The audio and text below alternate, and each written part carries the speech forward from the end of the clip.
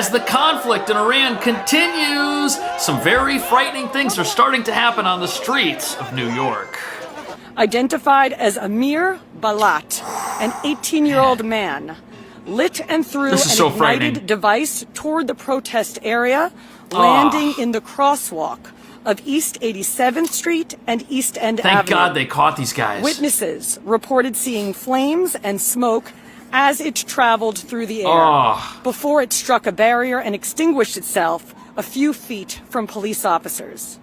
Mr. Balat then ran southbound on East End Avenue toward 86th Street. They tried to get away. And gets a second device from a man tentatively ID'd as Ibrahim Nick, 19 years old. And while this recent attack happened at a protest in front of the mayor's mansion, which was pre-planned and was not directly related to the conflict in Iran at all, you've got to understand there have been anti-Iran protests for the last several weeks. And recently we've seen this whole spate of pro-regime activity here leading up to what transpired here. And some people think they know what might have triggered that. Zohran Mamdani's wife, Rama Douaji, liked a post calling October 7th a defensive action against a, quote, system of oppression. That was only one of more than 70 anti-Israel posts I found liked by Mamdani's wife. The mayor responded to a reporter's question on this yesterday, but that was before I uncovered 70 plus other posts for the Free Press. You know, my wife is the love of my life, and she's also a private person who has held no formal position on my campaign or in my city hall. Right.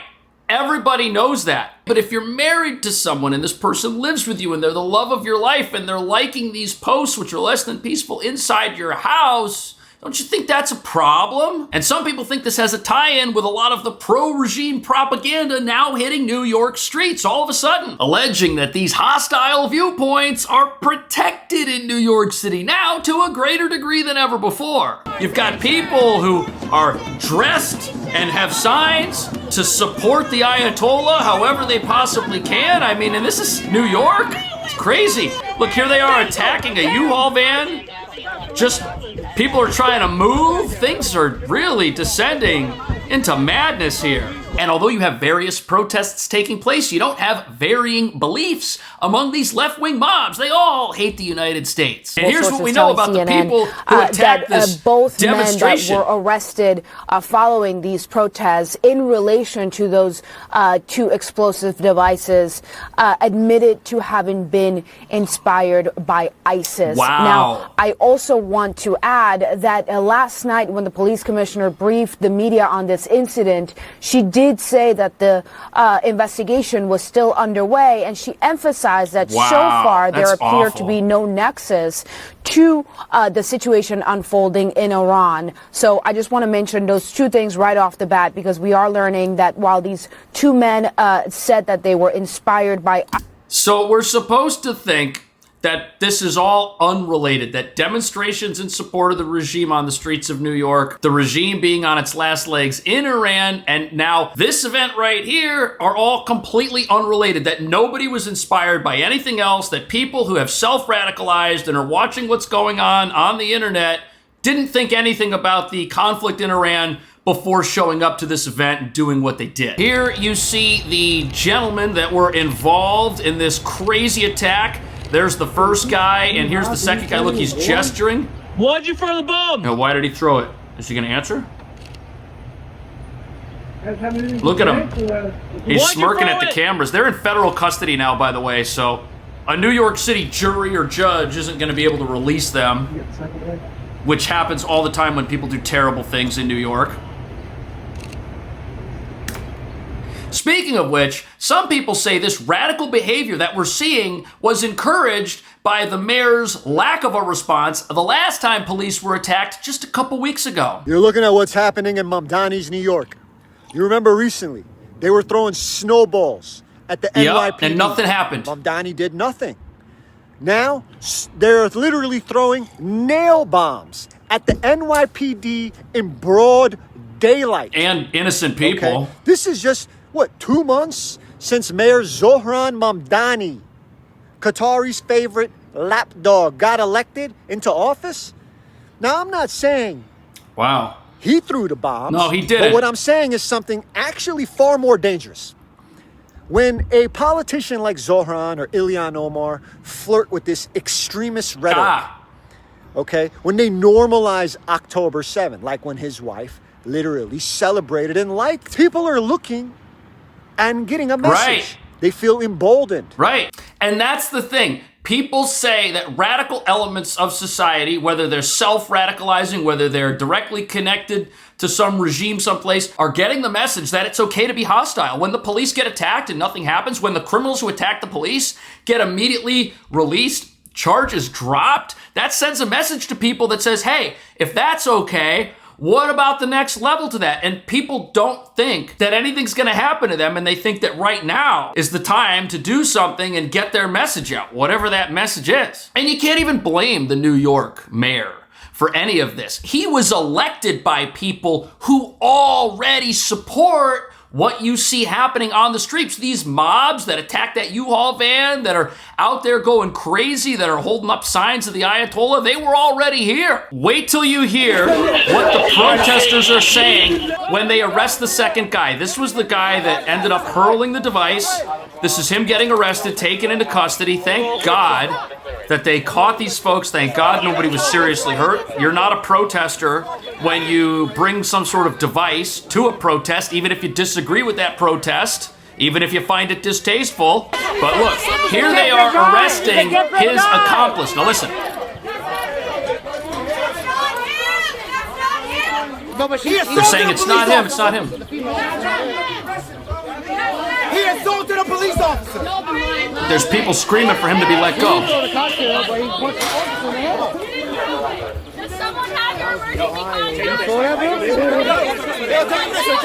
Does someone have your contact? There are people on the streets who saw this whole thing transpire and want to see these people set free and released. But the chief of police and the mayor himself have come out and confirmed that this event was not a hoax and that these folks were very dangerous.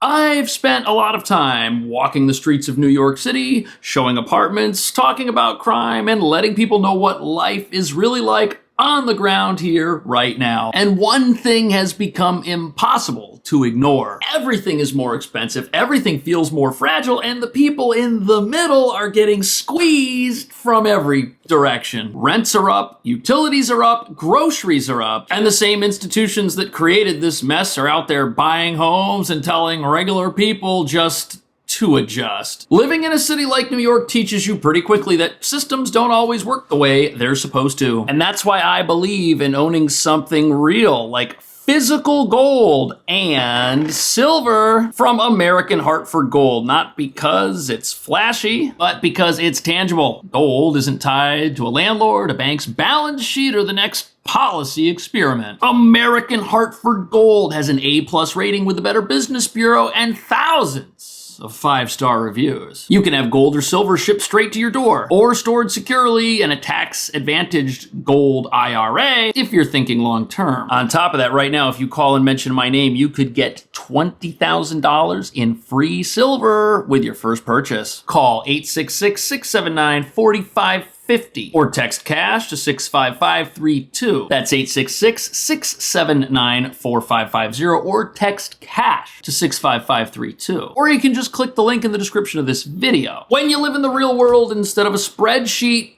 you learn fast. Betting everything on systems you don't control is incredibly risky, while owning something real just makes sense. Can confirm this morning that this is being investigated as an act of ISIS-inspired That's terrorism. crazy. Police Commissioner Jessica Tisch said information about how the improvised explosive devices were developed will be forthcoming after a complaint is unsealed in federal court today.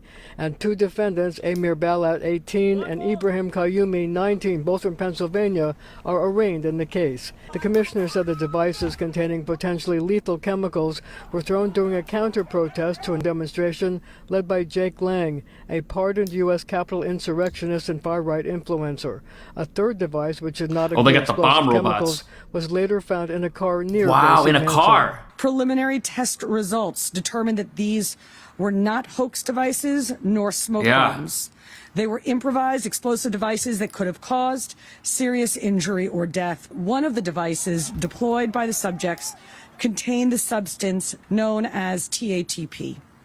Now, TATP is a dangerous and highly volatile homemade explosive that has been used in IED attacks around the world. Mayor Mamdani, who spoke publicly about the incident for the first time, called it a vile protest rooted in white supremacy. While I found this protest appalling, I will not waver in my belief that it should be allowed to happen. Ours is a free society where the right to peaceful protest is sacred. Jake Lang was outside Gracie Mansion after the mayor spoke. We support our country. We support the NYPD. And Mamdani is going to destroy the city. So as you can tell, this protest, very volatile situation. A lot of viewpoints being put forward that not everybody in the streets of New York, that's for sure, agrees with. But the second you come to an event like this, wishing to hurt people or with the tools to hurt people, you are no longer a peaceful protester. And the thing that really needs to be investigated here is, where do these people get their ideas? What made them feel comfortable? Is there rhetoric by elected officials that may be encouraging and fomenting violence against police and against people who might stand with law enforcement or stand for things that you might disagree with? That is the opposite of a free speech environment. Residents are still upset. I've lived in the city for 30 years and I grew up in Brooklyn, and I've never seen behaviors or danger to this level. It's just gotten increasingly worse. Yeah, it is getting worse. Now, counterterrorism police officers are still here at Gracie Mansion, and both the city and the state remain on high alert because of the war in Iran. Right. The governor said today that she has sent 1,000 members of the National Guard to augment the NYPD. So there's this effort being made right now to say that, oh, this has nothing to do with the war in Iran. Meanwhile, government officials are saying because of the war in Iran, we need to be on high alert. But there's going to be an effort by politicians who are encouraging violence by not condemning it against ICE, against the Trump administration. These types of politicians, you've heard the rhetoric, they're going to be in full-blown cover mode when something goes wrong. They're going to condemn it. They're going to say that it's wrong. Meanwhile, up until this point, what have people been doing? They've been encouraging this kind of stuff. They've been saying that America's evil. They've been saying that America's attacking innocent people. They've been saying that every single thing that Donald Trump does is wrong. They've been saying that our president has been co-opted by the forces of evil. A disturbing development involving the type of explosive used in the attempted attack and just how dangerous it is. Let's bring in retired NYPD Inspector Paul Morrow, who has more information on this device that was found. So it was a homemade device, Paul, but not necessarily a cheesy one, in other words. Yeah, they knew what they were doing. Or someone did. No, not at all, John. And I have to tell you, having done about 15 years worth of this kind of work, counterterrorism work, this is a bit of a game changer. First of all, let me start by saying New York City got extremely lucky yesterday. TATP is enormously volatile. It is not very stable. It's extremely powerful. So this was a very, very serious attempt, much more serious, I would argue, than it likely seemed to many. It's being minimized. Right initially. And as to why they didn't detonate, in light of the fact that they were charged the way they were, is going to be something I'm sure that the federal authorities are going to be looking at very closely as they investigate these two perps. Yeah, it's crazy. Hats off to the New York City Police Department for running in and stopping those attacks. Right. They didn't just run away or go to a place of safety. And you know something? That's what New York City is in danger of, because if the police here are not protected, if they can have rocks covered in snow, ice covered in snow hurled at them, if they can be assaulted and injured on the job and then get no defense, you're going to have situations like this in the future that don't turn out the same way this did. If you malign and attack your police enough, eventually they will self-censor and will self-stand down in the face of something very dangerous,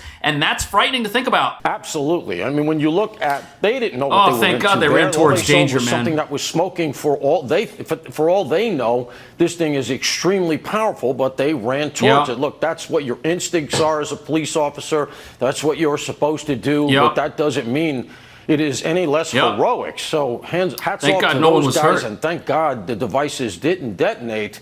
It really comes down to now, why? Was it an incomplete chemical formula? Were the the balances off? You know, the mixture was a little bit too much of this, a little bit less of that. It's not a simple thing to make correctly, very clearly.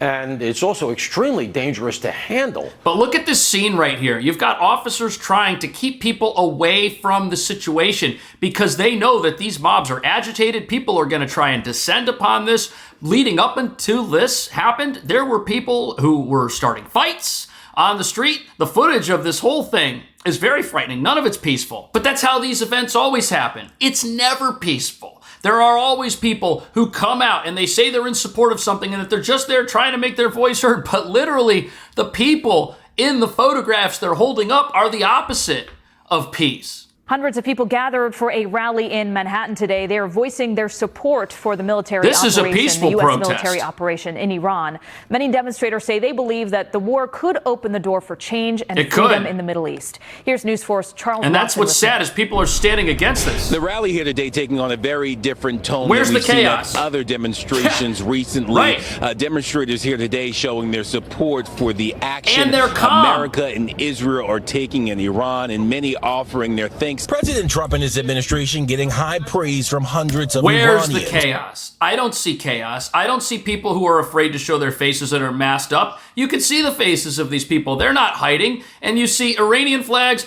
American flags, you even see Israeli flags all mixed in here. You have various people who have united from different backgrounds to resist an oppressive force that has existed for decades. And we're told by defenders of non-peaceful protesters that that's what their side is out there doing, when here's what that actually looks like. Took to the streets and made it clear that not everyone is opposed to the U.S.-Israel-led Not intervention in Iran. Most people we should aren't. Thank Bibi and President Trump for doing what they are doing.